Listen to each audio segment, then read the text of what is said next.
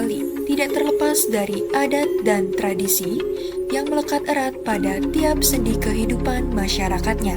Salah satunya yakni keberadaan desa adat. Keberadaan desa adat di Bali diakui menjadi benteng adat, budaya, dan kearifan lokal masyarakat Bali, sekaligus menjadi ujung tombak pembangunan di Bali.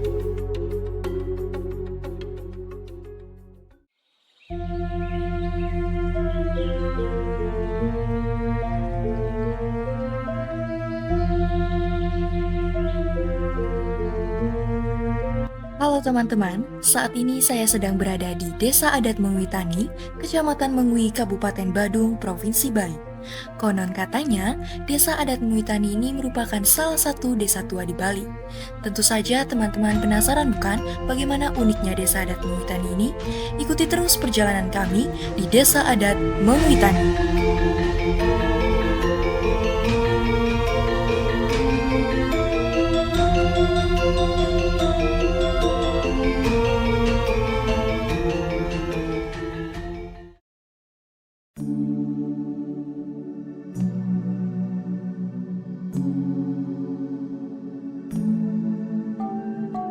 Nah, teman-teman, seperti yang sudah saya jelaskan di awal, jadi di sini tim kami akan mengulik lebih dalam betapa uniknya Desa Adat Mengwitani ini. Sebelum itu, izinkan saya memperkenalkan diri, saya Indri Cahyani, dan di sini saya sedang ditemani oleh salah satu tokoh adat dari Desa Adat Mengwitani. Mungkin bisa diperkenalkan diri terlebih dahulu dan Bapak sebagai apa di sini? Baik, terima kasih adik. Boleh perkenankan kami memperkenalkan diri dulu. Nama saya adalah Ibu Tuwendre. Saya didaulat oleh Kramo Desa selaku klien Desa Adat Mengwitani dari tahun 2015. Ya. Nggih. Mungkin Tiang bisa manggil Pak Wendre. Iya. Baik Pak, di sini saya tertarik dengan sejarah awal atau sejarah dari berdirinya Desa Adat Mengwitani ini, yang dimana saya mendengar dari mulut ke mulut atau saya juga mempelajari bahwa desa ini dikatakan sebagai desa tua di Bali. Bagaimana, apakah benar nih Pak? Begini adik, kalau melalui sejarah secara tertulis itu memang tidak ada dari dulu, tapi dari mulut ke mulut dan fakta yang kami lihat di lapangan, memang Desa Adat Mengwitani ini tergolong dalam desa tua. Nah, karena apa dikatakan desa tua?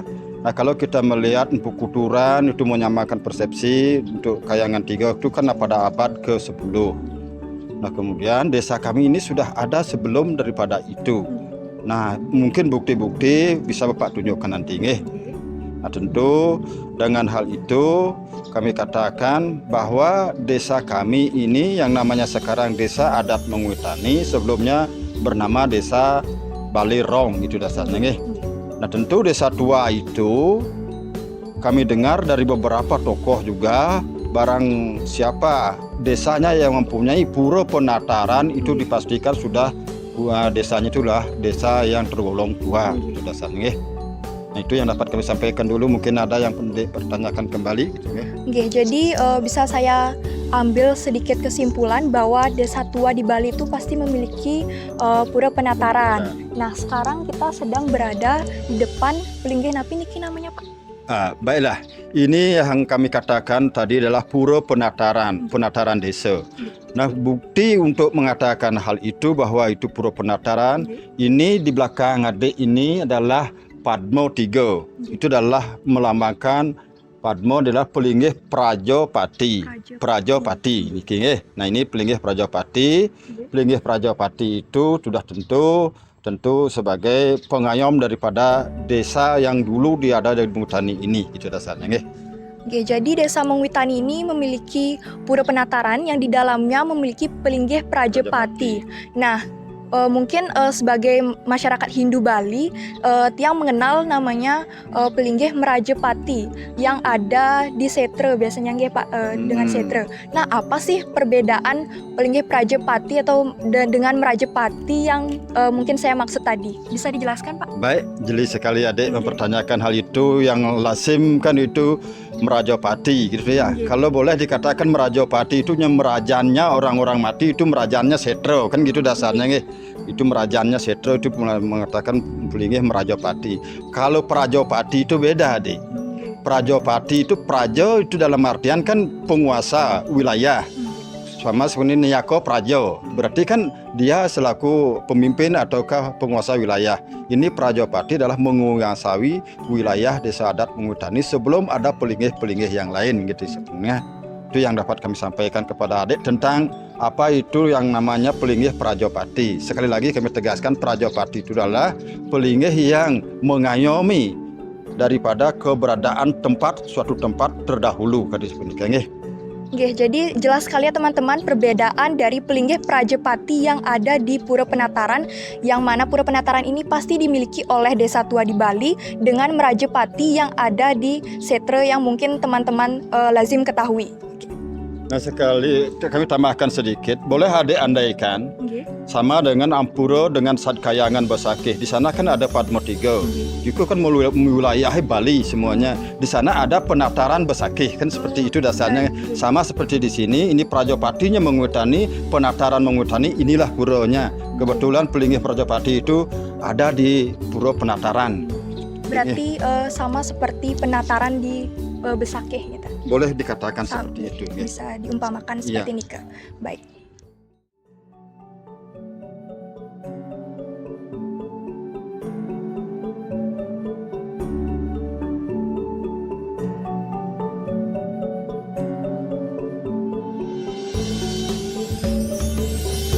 Oke Pak, sekarang kita berjalan ke sini. Di sini ada komplek yang berbeda nggih mungkin Pak dengan komplek pura dari Pura Penataran yang tadi kita sudah bahas. Baik adik, kalau berbicara masalah pura di Mengwitani itu sangat banyak, namun di sini komplek daripada Pura Penataran. Namun di sini kalaupun pura lain itu wilayahnya kan tetap di sini. Inilah dulu orang tua, artinya seperti apa yang kami sampaikan tadi itu, di mana ada penduduk pasti di sana pura dibangun biar tidak jauh untuk melakukan suatu yatnya kan seperti itu dasarnya. Dan itu yang saya sampaikan. Nanti masalah pura-pura ya nanti kami jelaskan pura mana yang adik maksud dan sebagainya. Kalau mungkin kita berada di Pura Napi nggih? Nah, suatu kebetulan ini namanya Pura Pengulun Siwi kadis punika nggih. Pengulun Siwi yang jelas Pengulu itu adalah merupakan bagian daripada dewa memberikan merta utawita kehidupan terhadap penduduk yang ada di sini. Nah dulu seperti teman adik bertanya tadi itu bahwa wilayah desa adat Mengwitani ini sampai ke Mengui dulu. Namanya Subak di sini adalah Subak Tungkub Mengui. Bahwa sekarang karena sudah kita pisah dengan Mengui Gede, di sana lain tempat desanya, tapi Subaknya masih satu. Penghulunya di sini. Kalaupun Subaknya orang-orangnya itu ada di Mengui, carinya di Mengui termasuk di Tapesan, tapi penghulunya di sini. Itu dasarnya. Berarti di sinilah pusat daripada semuanya dulu ke disipun. Pura Pengulun Sui Desa Adat Mengwitani merupakan salah satu pura yang menunjukkan bahwa Desa Adat Mengwitani merupakan salah satu desa tua di Bali. Ulun berasal dari kata ulu yang berarti pusat atau sumber dan Sui berarti sawah. Sebelum terjadi pemekaran daerah Sewewidangan Mengwi, Pura Pengulun Sui Desa Adat Mengwitani digunakan sebagai pura pusat untuk memohon kemakmuran lahan pertanian. Baik Pak, dari tadi kan kita sudah membahas banyak mengenai pura yang ada di Desa Adat Mengwitani niki. Nah, hubungan manusia dengan Tuhannya niki kan disebut dengan parahyangan nggih. Lalu pastinya di Desa Adat niki memiliki kayangan 3 nih Pak. Nah, lalu bagaimana sih apa saja kayangan 3 yang ada di Desa Adat Mengwitani niki? Baik adik, yang namanya kita dalam suatu kehidupan ini, apa yang menyebabkan kita lahir dan sebagainya itu kan, kalau kita berbicara di adat itu dasar semua di adat itu adalah konsep Trihitakrana. Ada periangan, pawongan dan pelemahan. Nah, bagaimana hubungan kita terhadap periangan itu? Tentu mari kita saling menjaga terhadap manusia juga pawongannya terhadap pelemahan. Berbicara masalah periangan di Desa Adat Mengwitani, tentu Desa Adat Mengwitani itu mempunyai periangan yang namanya kayangan 3 Desa Adat Mengwitani. Ada yang namanya Pura Desa dan Pura Pusat, suatu kebetulan. begitu arifnya dan bijaknya orang tua kami dulu supaya tidak terjadi suatu beban kehidupan untuk ke depan, bahwa pura desa dan pura pusah itu satu tempat, satu feodalan dan satu lokasi gedongnya itu dalam satu ruangannya di dalamnya satu, sehingga di sana dikatakan Gedong Madu. Gedong Madu ini merupakan suatu keunikan kami di Desa Adat Mengutani. Ada memang gedongnya satu, tapi di dalamnya itu di-cut lagi. Itu Gedong Kemar namanya, seperti itu. Nah, kemudian selain daripada Kayangan Tiga, nah tentu omongan Desa Adat Mengutani seperti apa yang Adik tanyakan tadi, bahwa pura penatar itu bagian daripada pemilikan desa, bukan pura pengempon itu. Pura penatar itu boleh dikatakan saat kayangan. Iya, karena awal daripada keadaan Desa Mengutani inilah Pelinggih Prajapati yang menguasai itu. Seperti itu dasarnya, Deng. Selain pura desa dan pura pusah, nih wenten pura dalam balik sini. Oh, kalau berbicara masalah pura emponan, pepeliat itu banyak sekali. Nah, mungkin ada keunikan-keunikan yang lain barangkali di sini. Seperti apa yang kami sampaikan, kalau kami mendata sampai dengan pura panti ibu dan sebagainya itu ada 130-an di Desa Adat Mengutani. Yang namanya pura-pura pepeliat ini itu adalah emponan-emponan daripada pemaksaan di sana. Salah satu boleh kami katakan ini pura Punglun Siwi ini kan yang ngempon ini kan adalah Kramocari. Itu dasarnya termasuk desa pun juga ngempon di sini. Kemudian ada pura dalam yang namanya Dalam Tengah, Dalam Bererong. Di sana tempatnya itu dalam juga, karena terahnya di dalam. Ada kaitannya dengan ke Pura Dalam Bererong, termasuk juga ada Pura Dalam Betawi, Pura Dalam Betawi. Nah, kemudian di sini ada Pura Gunung Sari, ada Pura Pelet, ada Pura Batur, ada Pura Kayangan Nanyar, banyak sekali Pura Beten Bingin, Pura Rambut Sedano, itu banyak sekali di desa. Dan kami yakinkan bahwa berdasarkan begitu banyaknya pelinggih, inilah dulu bahwa desa adat kami ini memang betul-betul ada sebelum abad ke-10, sebelum Dempu Kuturan menyatukan sektor-sektor di Bali ini gitu. Ya, jadi panjang sekali nggih Pak penjelasan mengenai hubungan antara masyarakat Desa Adat Mengutani ini dengan tentunya Tuhannya Nike, dengan banyaknya pura yang ada di Desa Adat Mengutani Niki. Baik, sekian teman-teman penjelasan masih mengenai perhayangan. Kita lanjutkan mungkin ke Pura Desa lan Pura Pusah dan juga Pura Dalem yang ada di Desa Adat Mengutani ini. Saya serahkan ke teman saya di lokasi.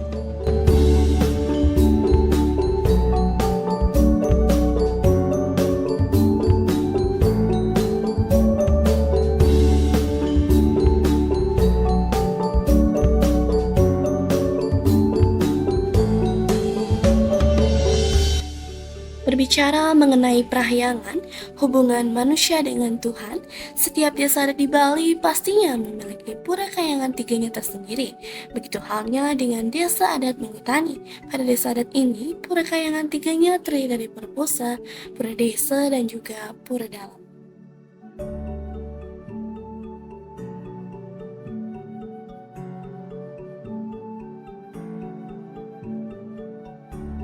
Sebelum memulai lebih dalam mengenai Pura Kayangan 3 di Desa Adat Mengutani, pada saat ini saya sedang berada di sebuah pura yang bernama Pura Taman Sarengkangin. Nah, teman-teman, pura ini dahulunya merupakan lokasi awal atau asal mula dari Pura Pusah dan juga Pura Desa di Desa Adat Mengutani. Namun, karena adanya pemekaran penduduk, Pura Desa lan Pusah yang sebelumnya ada di pura ini pun dipindahkan.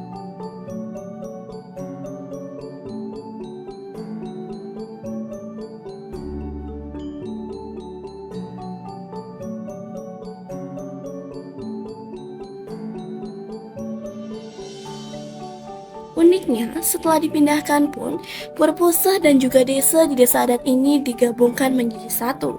Dan konon katanya masih banyak lagi keunikan-keunikan lainnya yang tidak dapat ditemukan di pura desa lan pusah di desa adat lain. Nah, teman-teman, untuk mengulas lebih dalam mengenai keunikan-keunikan tersebut, saya akan berbincang-bincang kembali bersama dengan Bendesa Adat Mengutani.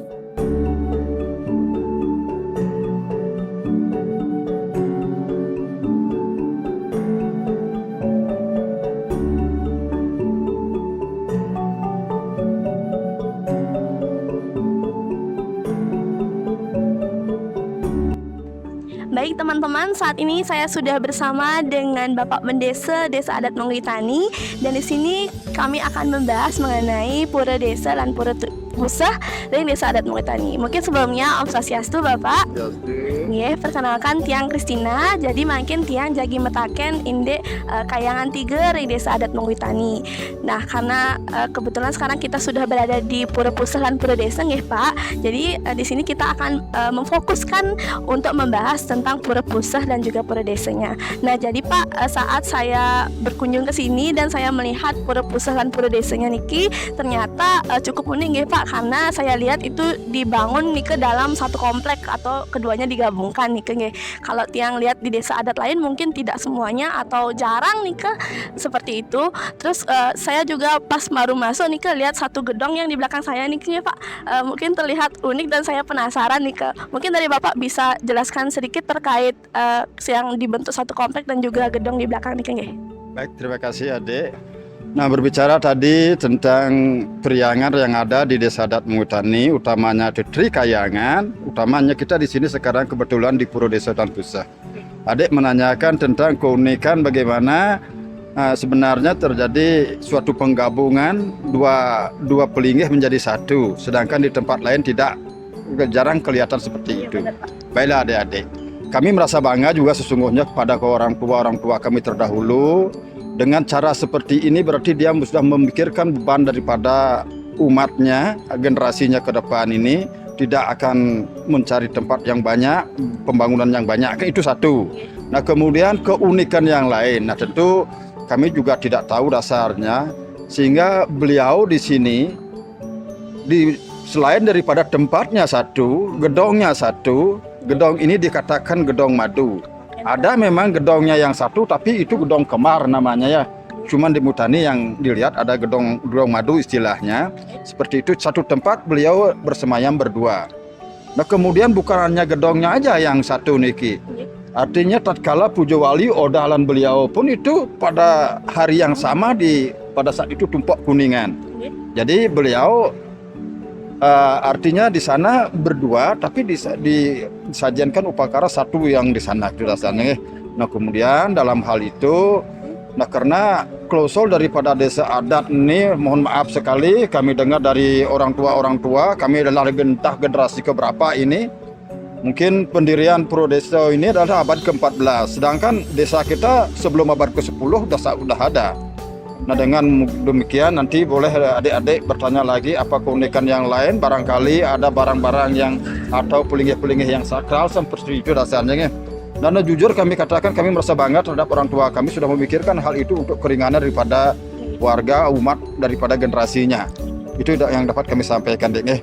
Mungkin dapat saya tangkap sedikit tadi Pak nih, dari yang satu komplek itu karena untuk mempermudah nih ke biar gampang untuk datang, jadi sekali datang sudah di Pura Pusah, sudah di Pura Desa nih kan.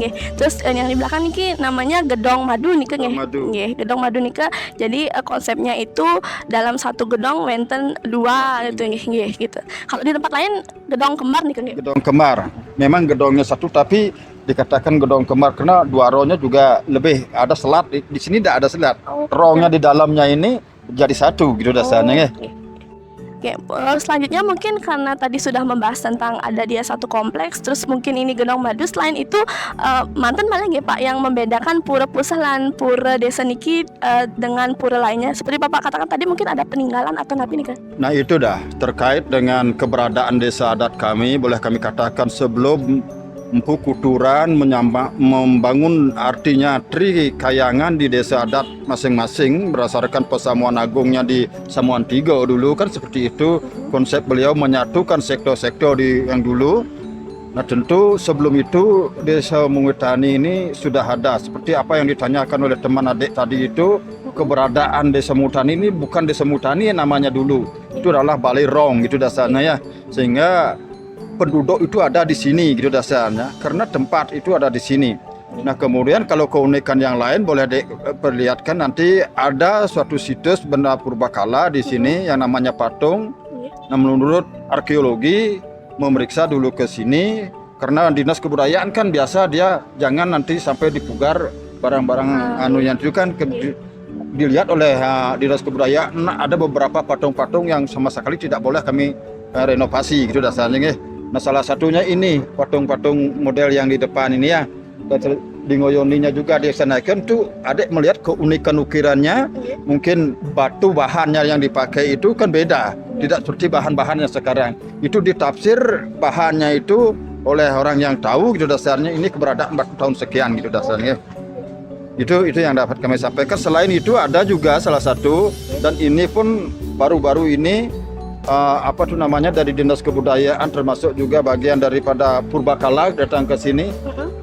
Cuman beliau melihat dari Kabupaten Badung ada 2 tempat yang mempunyai ukiran Chandra Bulan dan batunya itu. Makanya pada saat kami melakukan pemugaran, kami berusaha betul untuk menjaga itu. Kalaupun rusak sedikit-sedikit, kami renovasi sedikit-sedikit aja.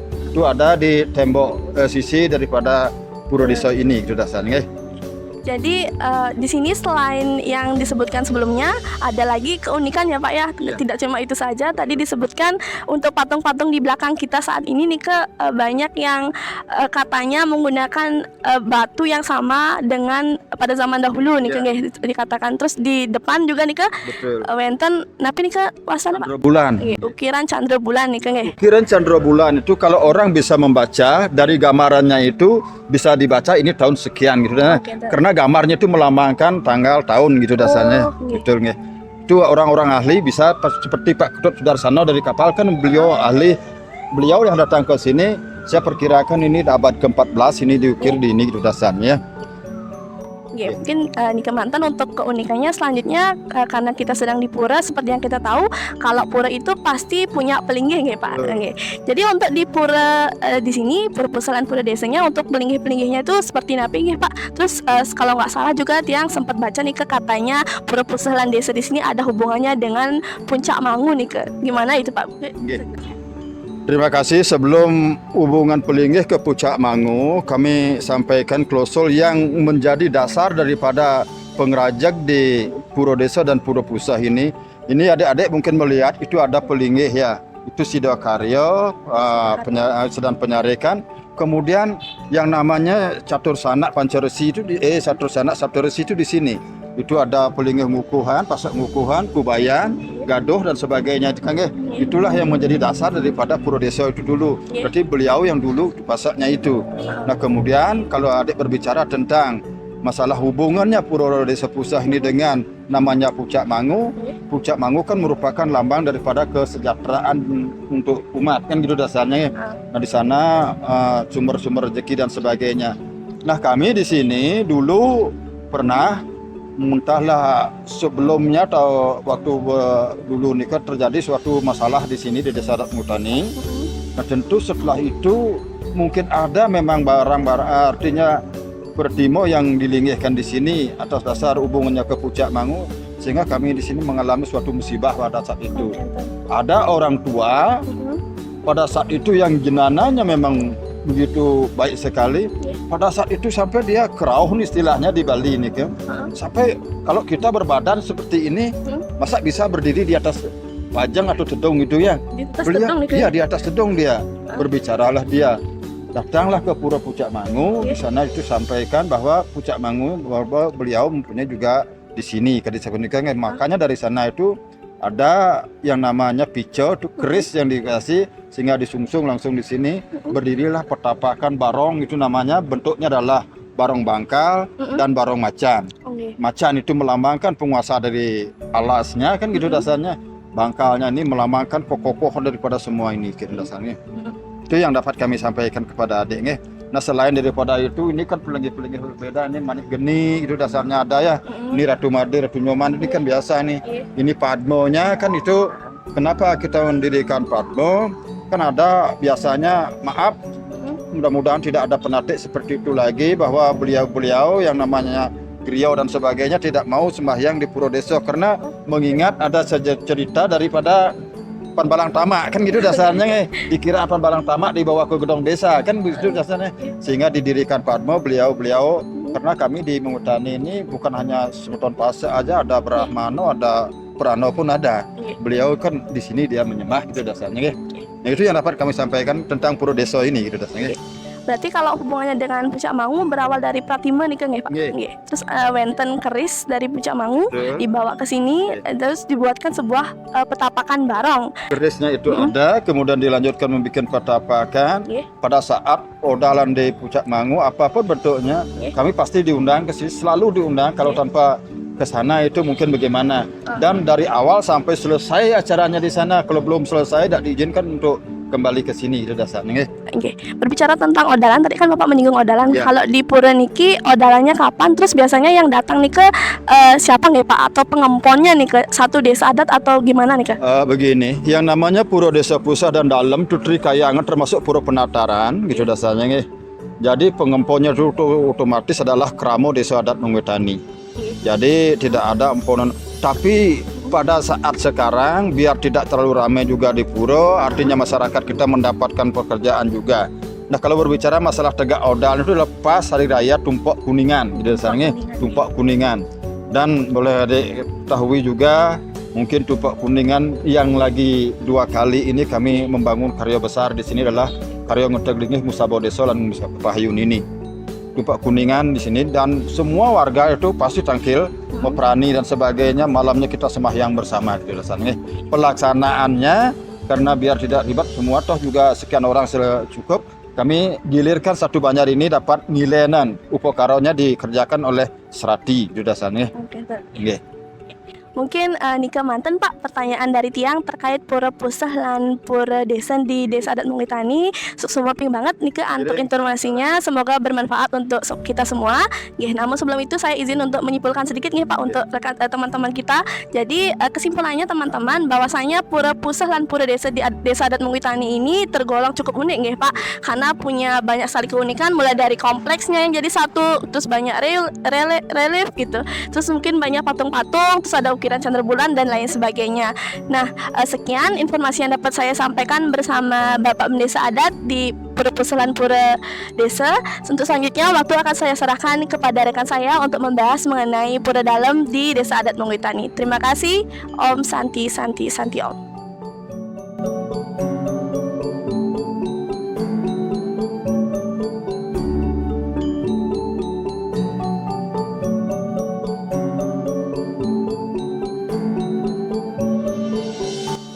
Oke, di sini saya sudah bersama Bapak Bendesa Adat dari Desa Adat Mengwitani.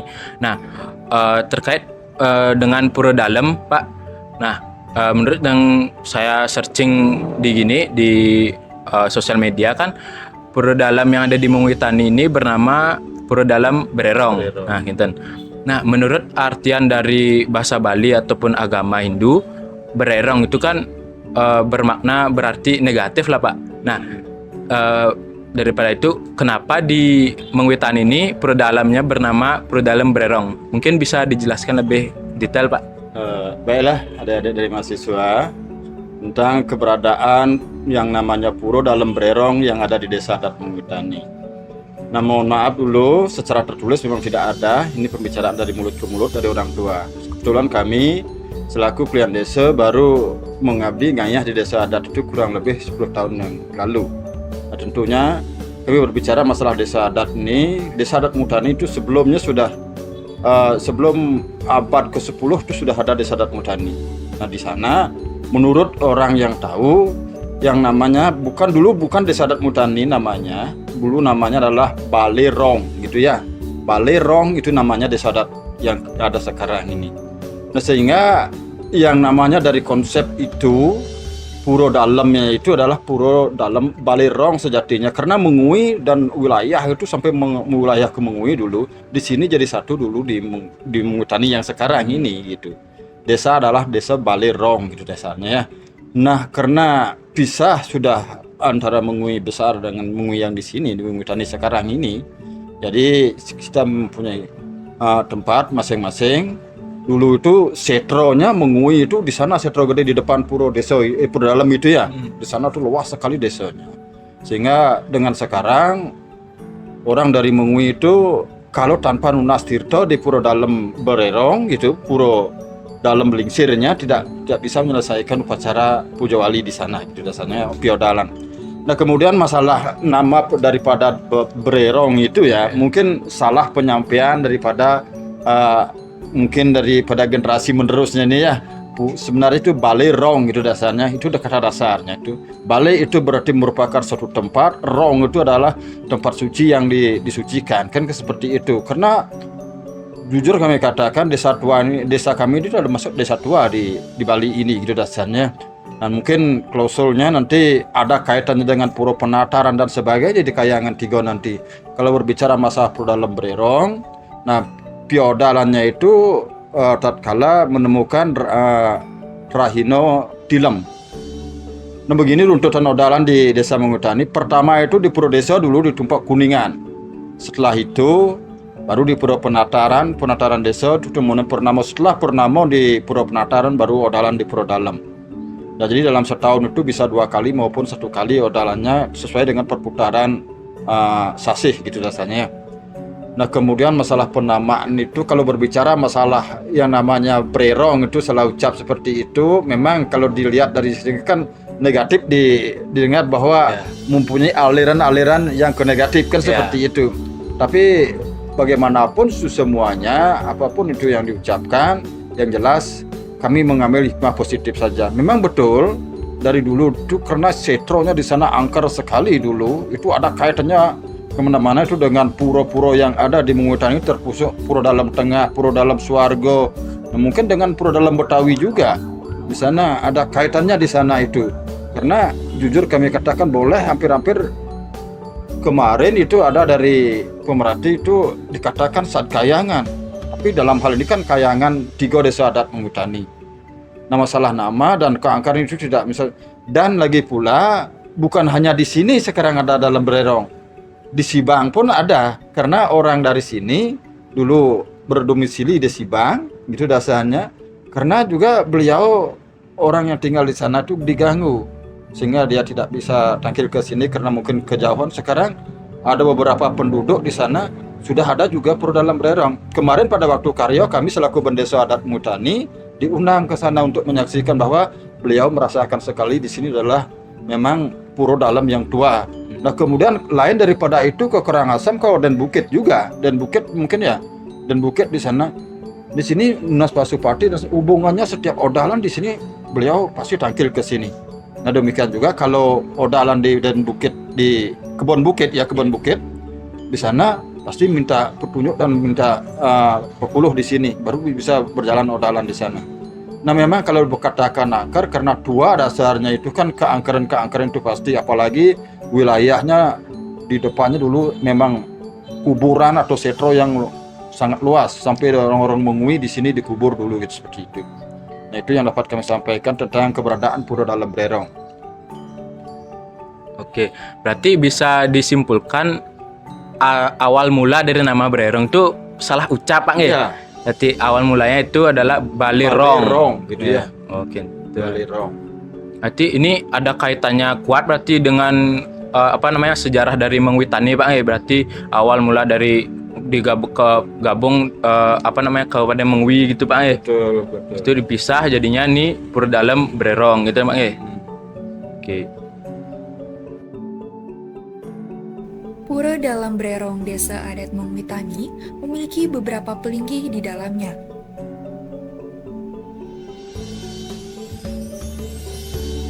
Pada bagian utama mandala Pura Dalam Brerong, terdapat gedong utama yang bernama Gedong Agung,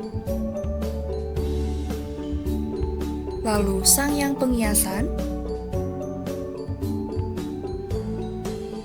Gedong Murdemani,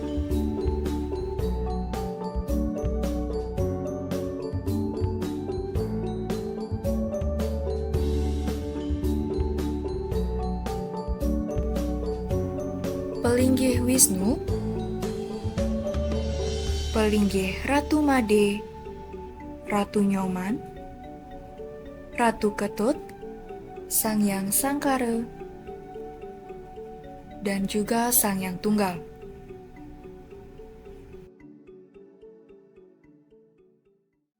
Dan pada bagian madya mandalanya terdapat pelinggih Merajapati.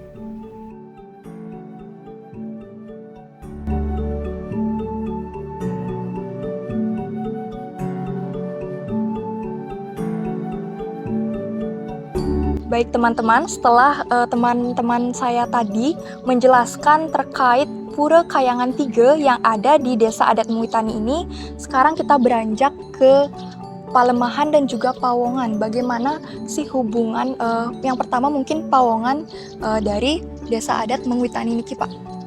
Baik, adik, tadi kita sudah berbicara masalah di Periang, kita sekarang ke Pawongan. Itu tidak bisa terlepas Periangan, Pawongan, dan Pelemahan sesuai dengan konsep Trihito Krano, kan begitu. Jadi bagaimana hubungan antara Pawongan dengan Periangan ini yang perlu kita bahas dulu. Karena kita merasakan bahwa kita kelahiran kita atas anugerah beliau. Jadi ya kita pasti bersinergi dengan beliau juga, paling tidak untuk memohon keselamatan. Di samping itu kita yang namanya Trireno di Bali itu kan utang oleh beliau, kita wajib untuk juga peduli dengan beliau. Nah dengan konsep Pawongan ini, nah terus terang di Desa Muitani ini kami jumlahnya memang cukup besar juga. Boleh kami katakan dari wewidangan kami yang ada di Muitani itu adalah 15 Banjar Adat. Kami mempunyai 15 klien Banjar Adat. Nah kemudian dari 15 Banjar klien adat itu ya tentunya jumlah daripada kramo kami itu 1 pawon itu artinya pemilikannya yang menjadi kramo itu adalah 1.300 kramo. Itu baru kepala keluarganya aja. Nah kependudukannya mungkin barangkali bisa dikalikan 4 atau kakak dikalikan 3 kan gitu, belum nenek dan cucunya kan seperti itu. Nah itu keberadaan kami di Desa Adat Muitani. Nah tentu kami sering sekali memberikan pemahaman-pemahaman apa itu agama, apa itu adat. Tolong bedakan antara agama dengan adat. Tapi di Bali agama dan adat tidak boleh dipisahkan. Karena kita ingin menjaga taksunya Bali. Karena agama di Bali tidak sama dengan agama yang di luar Bali, masalah Hindunya kan seperti itu dasarnya. Makanya pemerintah Provinsi Bali mengatakan Hindu Dresto Bali, kan seperti itu dasarnya deh. Nah ini kami memberikan pemahaman supaya tidak merasa berat mengatakan beragama. Orang beragama itu kan korban suci yang tulus ikhlas sesuai dengan kemampuan. Jangan memaksakan diri untuk melakukan persembahan, kan seperti itu dasarnya. Itu yang kami berikan pemahaman terhadap masyarakat. Asungkaro sampai saat ini betul-betul warga kami ini atau kramo Desa Adat Muitani ini guyub. Apapun yang kami lakukan, kalau tanpa dukungan daripada kramo, kami selaku projuru desa kan tidak mampu berbuat apa-apa. Itu dasarnya. Bahwa kami milik kramo, kramo pun milik kami, itu dasarnya. Sehingga kita saling mengisi, kekurangan seseorang itu pasti ada. Nah kemudian bagaimana kita menyikapi hal itu, kalaupun dia kecil misalnya kelompoknya, jangan selalu ditekan dia seperti itu. Mari kita jaga semua ini, yang namanya kramo Desa Adat Muitani. Itu deh tentang Pawongan. Terus yang mungkin Mungkin Nike terkait Pawongan di Desa Adat Muitani ini banyak nggih Pak, ada Banjar adatnya di iya, sini. 15 Cukup Banjar banyak. Adat. Nah, untuk terkait Palemahannya Nike Pak, bagaimana? Sebelum ke Pelemahan boleh kami tambahkan di Pawongan sedikit Dari nih. segi. Nah tentang dengan keberadaan itu, karena kami merasakan bahwa Upokaro biar tidak dikatakan bahwa agama hidup berat, makanya kami di Desa Adat itu memberdayakan juga kramo kami itu dasarnya Artinya generasi muda kami itu biar dia dapat bekerja, biar tidak kehilangan pekerjaan, makanya kami bentuk strati yang membikinkan Upokaro. Nah kemudian sosial daripada strati itu kayak apa, kemampuan kami untuk bisa membiayai strati itu dari desa. Kalau tidak urunan daripada kramo, karena Desa Adat itu kan desa otonom. Dari kita yang membiayai, kita yang melaksanakan, dan kita yang mempertanggungjawabkan. Dan dasarnya nah kemudian kami sudah membangun pundi-pundi ekonomi juga di Muitani ini. Yang satu LPD, Asungkaro sudah berjalan sehingga bisa memberikan income terhadap Desa Adat. Kemudian pasar Desa Adat. Nah yang ketiga Bupda kami sudah bangun sesuai dengan arah daripada pemerintah Provinsi Bali, baik itu MDA maupun PMA-nya. Sehingga pundi ini perlu kita jaga untuk pembiayaan di Desa Adat. Kalau boleh tahu nih Bupdanya nih apa bentuk usaha dari Bupda Desa Adat Muitani ini Pak? Baik adik, memang disarankan dari pemerintah itu kalau kita bisa menjual artinya barang-barang untuk tidak orang lain berjualan lebih dulu. Tapi kami melihat di sini yang kami lakukan di Desa Adat Muitani ini memang lain juga dari desa-desa yang lain. Kami utamakan dulu, kami mempelajari berapa biaya daripada Upokaro habis di Desa Muitani. Ini baru di Kayangan 3 saja. Belum warga kami, kramo kami yang Rainan Sanggah, Megalungan, Mekuningan. Sebab Upokaro untuk di Desa Muitani itu tidak kurang dari 700 juta per tahun. Nah, Asongkaro dengan puni-puni tadi ini sehingga kramo tidak kena urunan. Dari hasil itulah menjadi artinya alat-alat upakaro kami utamakan dulu dijual di sana. Sehingga kami berdayakan, maksudnya kami di sini masyarakat kami, orang-orang tua yang tidak mampu mencari pekerjaan keluar, barangkali dia menjajahitan di rumah. Hasilnya itu ditaruh di Bupda. Kemudian warga kami yang mempunyai suatu upacara biar tidak keluar daerah Mengwitani untuk membeli bahan-bahannya itu ya ambil di Bupda. Sehingga perputaran ekonomi kan otomatis di Mengwitani gitu dasarnya. Kami itu yang kami lakukan untuk pemberdayaan dan pembinaan daripada sesuai dengan kepawongan gitu dasarnya. Berarti sesuai dengan yang Bapak sebutkan tadi, nanti hasilnya itu dari kita, oleh kita, dan untuk kita.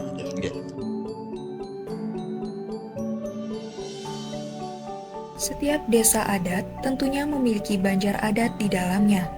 Begitu pula dengan Desa Adat Mengwitani yang terdiri dari 15 banjar adat, diantaranya Banjar Adat Lodepura, Banjar Adat Delot Peken, Banjar Adat Wiradharma,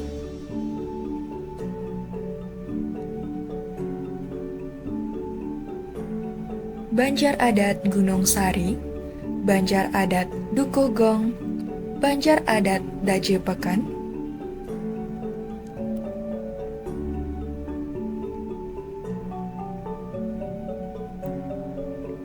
Banjar Adat Jumpayah, Banjar Adat Taman Sari, Banjar Adat Batur Sari, Banjar Adat Siladharma, Banjar Adat Pancedharma, Banjar Adat Panceyase, Banjar Adat Culak Calik, Banjar Adat Pancejaya, dan yang terakhir, Banjar Adat Pancewarga.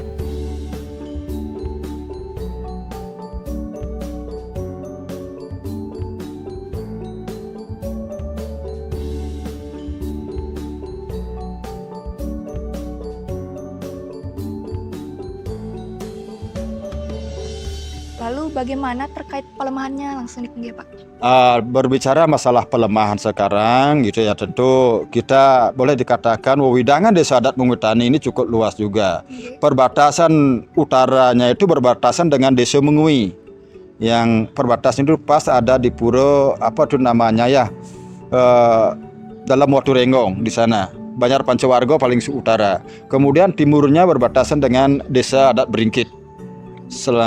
Kemudian baratnya berbatasan dengan desa namanya apa tuh, Desa Dadakan atau Tapesan. Kemudian suatu kebetulan juga kami di Desa Adat ini paling sisi barat daripada ini berbatasan dengan Tabanan sudah. Gapura itu sudah Tabanan. Kemudian sisi kelotnya itu berbatasan dengan Desa Kekeran. Nah kemudian begitu, kami boleh katakan lebih rasanya dari hal ini sampai berapa hektar kami mempunyai wilayah di sini. Nah tentunya di pelemahan ini sekarang adik sudah melihat karena kemajuan seperti sekarang. Dan kami waspadai, tentu pemerintah juga intervensi dengan hal ini. Boleh adik lihat sekarang di Mengwitani ini pusatnya sekarang itu terminal tipe A. Adik lihat kan sekarang itu kan. Begitu terminal tipe A, tentu orang-orang itu berdatang-datangan ke Mengwitani, orang padat sekali di Mengwitani yang namanya kramo itu bukan kramo Ngwarja, kramo Tamiu dan Tamiu. Pendatang itu banyak. Termasuk badan-badan penegak hukum yang di Badung ini semua ada di sini. Yang namanya Polres Badung, Kejaksaan, kemudian pengadilan juga sudah dirancang di sini. Nah inilah dilemanya kami, bagaimana kami kolaborasi dengan hal ini. Kami menyadari bahwa kami di Desa Adat itu sangat tunduk dengan peraturan negara, karena payung kita satu adalah NKRI, itu adalah undang-undang. Aweg peraram kami itu pasti artinya linier dengan dengan undang-undangnya gitu deh. Termasuk pelemahannya ini kami bersinergi semuanya sehingga kami semangat membangun. Termasuk juga kami terima kasih dengan pemerintahan sudah mau membantu dalam hal ini keperiangan untuk kami membangun sehingga bisa meringankan beban kramo di dasarnya. Lengkap sekali nggih Pak. Mungkin ada satu lagi yang unik dari desa ini, mungkin saya setelah baca-baca, apakah ada wisata yang dikembangkan dari Desa Adat Mengwitani ini, wisata khusus mungkin? Nah suatu kebetulan inilah yang kami lakukan selaku artinya pengayah, bukan pemimpin di desa ya, kami pengayah Ido Botaro, pengayah kramo kan seperti itu. apa yang kami dapatkan dari pemerintah tentu untuk mengembangkan potensi-potensi yang ada di Desa Adat Mengwitani. Kalaupun tidak bisa serta-merta seperti itu, nah kalau bisa kembangkan pariwisatanya, kan kami ingin juga mengembangkan pariwisata karena wilayah kami adalah wilayah pertanian. Nah tentu pertanian sekarang dengan ada terminal, air juga surut. Nah kematian daripada air itu, kami sarankan teman-teman maupun warga kami itu bertani itu bukan hanya padi, termasuk juga palawija, apapun perkebunan, kan seperti itu. Nah suatu kebetulan ada warga kami mau mengikuti saran kami dan mencoba itu. Nah sekarang di sebelah Pura Dalam Brerong itu ada sekitar berapa itu 70 haro apakah 60 haro. Dia mencoba menanam di sana itu yang namanya buah naga. Jadi kebun buah naga itu sudah berjalan lebih daripada 5 tahun. Banyak juga dari pemerintah juga sudah perhatian melihat ke sana. Nah boleh kami katakan itu bagian daripada wisata yang kecil di Desa Adat Mengwitani.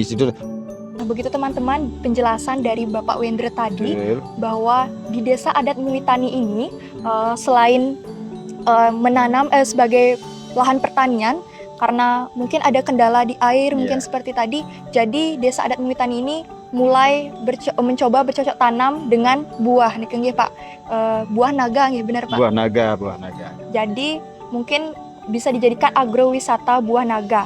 Nah, teman-teman, terkait dengan agrowisata buah naga ini akan dijelaskan lebih lengkap dan lebih rinci oleh teman saya, di mana nanti teman saya akan mencoba memotong dan juga memetik buah naga hasil dari pertanian Desa Adat Mengwitani ini. Saya serahkan kepada teman saya di lokasi.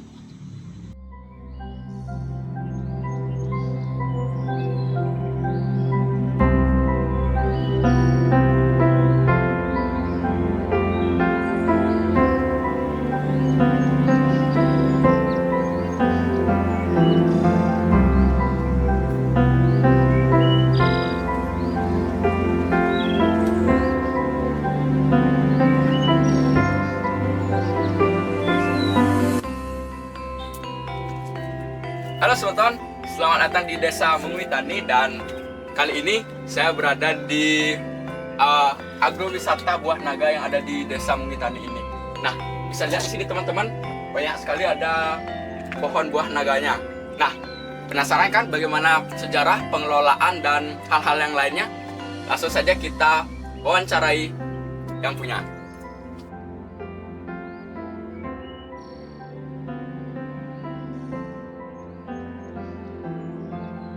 Halo teman-teman, nah kali ini saya bersama salah satu pengelola Taman Agrowisata Buah Naga yang ada di Desa Mengwitani dengan nama Bapak Ketut Anom.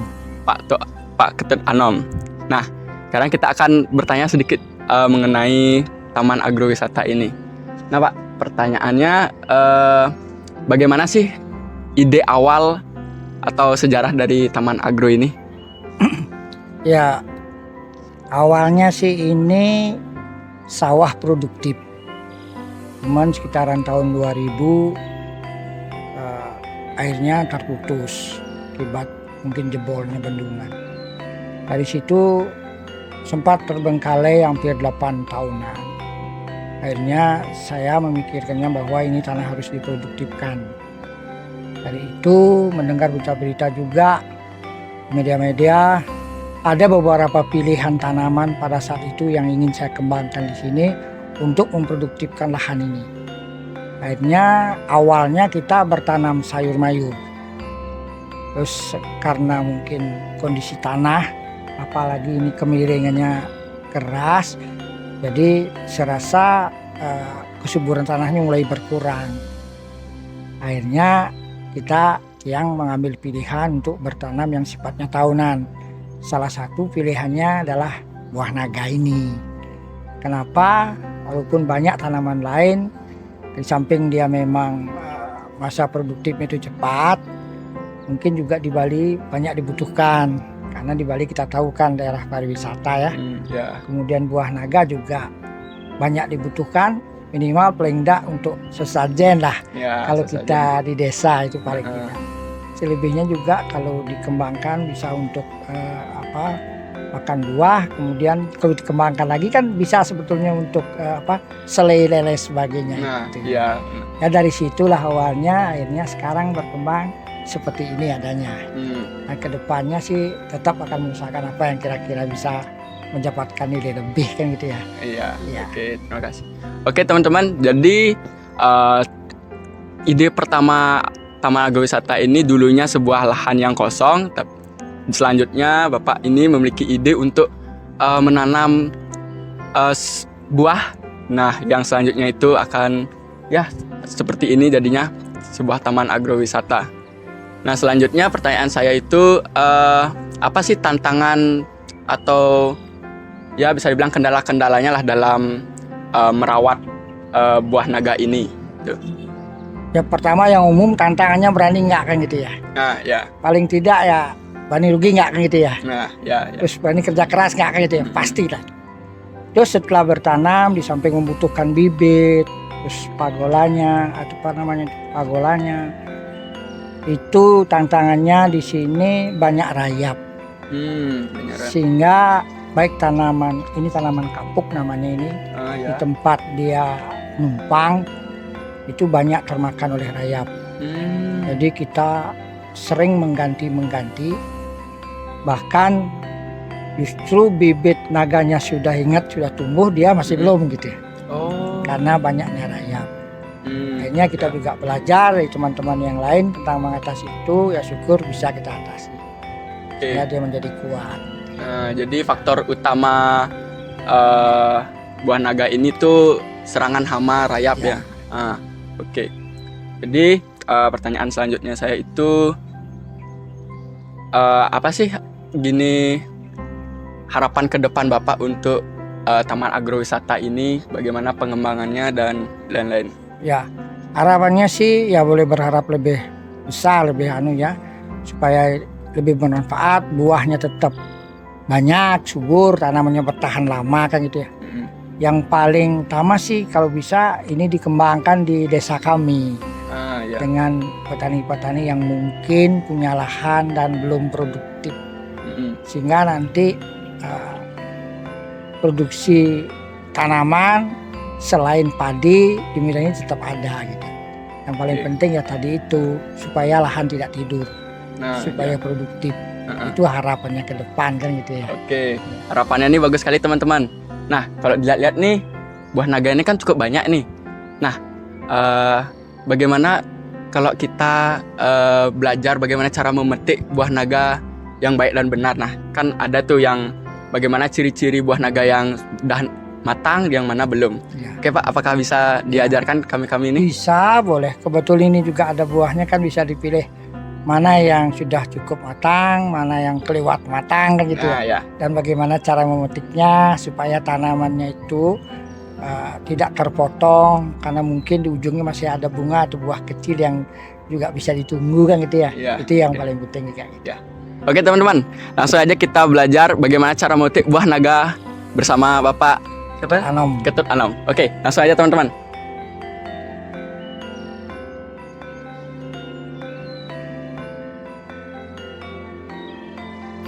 Nah, kembali lagi teman-teman. Nah, bisa lihat di sini teman-teman.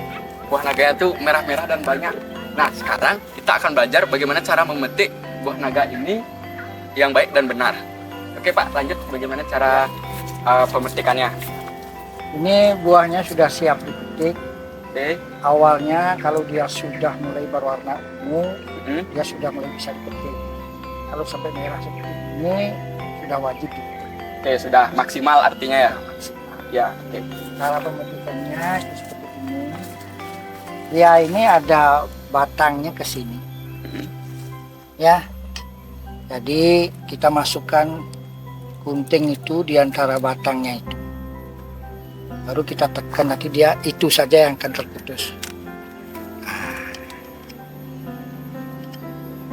Nah, ini teman-teman, begitu caranya memetik buah naga dengan benar. Wah, kalau lihat-lihat nih, segar kali rasanya, teman-teman.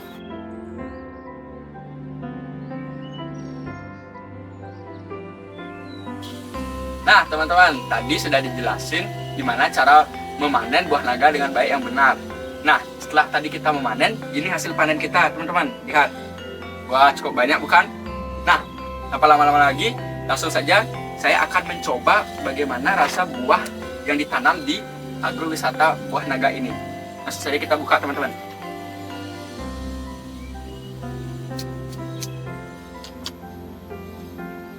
Nah, bisa dilihat buahnya itu merah sekali ya, teman-teman. Langsung saja saya akan mencoba bagaimana rasanya.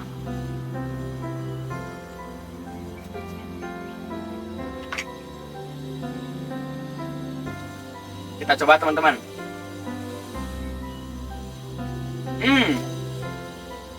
Wow, untuk rasa buahnya ini segar dan manis. Karena buah ini ditanam secara organik, jadi rasanya itu manis. Manisnya itu natural. Nah, saya lihat nih, teman-teman.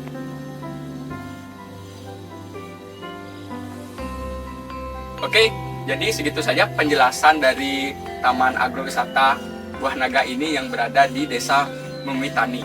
Nah, teman-teman bisa langsung saja berkunjung di sini ya.